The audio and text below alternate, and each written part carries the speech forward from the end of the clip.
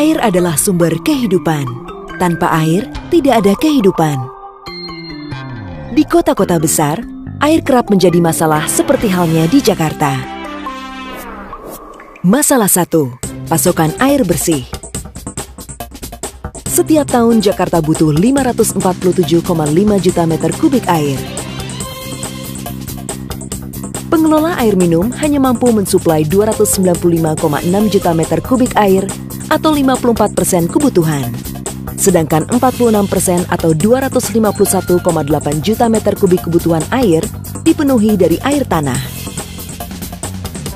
Masalah 2. Penurunan daratan. Eksploitasi air tanah terus-menerus membuat daratan Jakarta turun.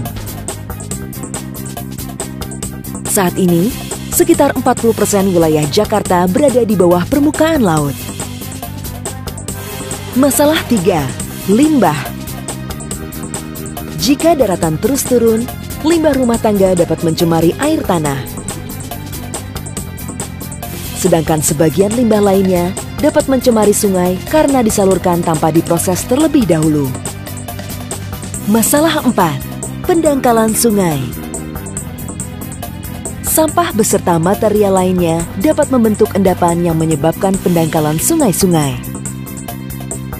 Jika dibiarkan berlarut, berbagai permasalahan ini akan menjadi ancaman terhadap pasokan dan kualitas air. Ancaman 1. Krisis air tanah.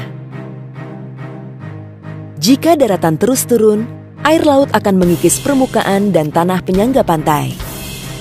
Akibatnya terjadi intrusi, yaitu saat air laut merembes dan bercampur dengan air tanah karena tanah sebagai filter terus terkikis. Ancaman 2. Banjir rob. Setiap tahun daratan Jakarta turun 5 hingga 10 cm. Hingga tahun 2025, penurunan diperkirakan mencapai 1,5 meter. Dan 50% daratan Jakarta akan berada di bawah permukaan laut. Akibatnya, Jakarta mudah terkena rob. Ancaman 3. Krisis sanitasi.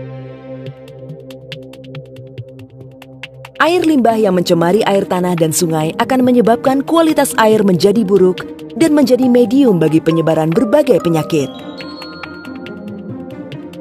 Ancaman 4. Krisis air baku. Pendangkalan sungai membuat kapasitas dan aliran air mengecil. Akibatnya, saat hujan sungai meluap dan pasokan air baku pengelola air minum yang berasal dari sungai berkurang. Jika tidak diantisipasi, Jakarta akan menghadapi bencana besar. Namun dengan solusi yang tepat, kita bisa mengatasinya. Solusi 1.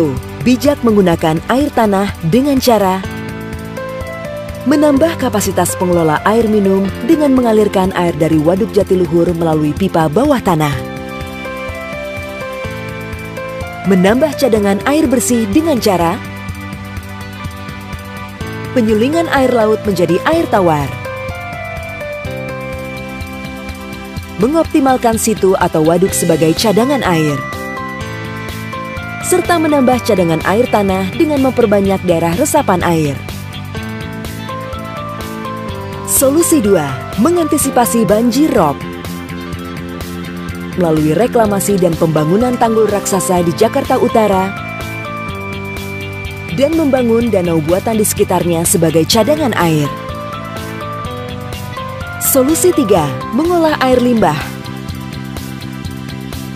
Dengan membuat tempat pengolahan limbah sementara dan saluran pembuangan air limbah rumah tangga di bawah tanah dan di bawah dasar sungai. Solusi 4. Normalisasi aliran sungai. Normalisasi mencegah sungai meluap dan melancarkan pasokan air baku dari beberapa sungai untuk pengelola air minum. Semua solusi ini efektif jika kita peduli. Gunakan air dengan bijak dan lestarikan cadangan air tanah. Jika kita peduli, air dapat terus dinikmati dari generasi ke generasi.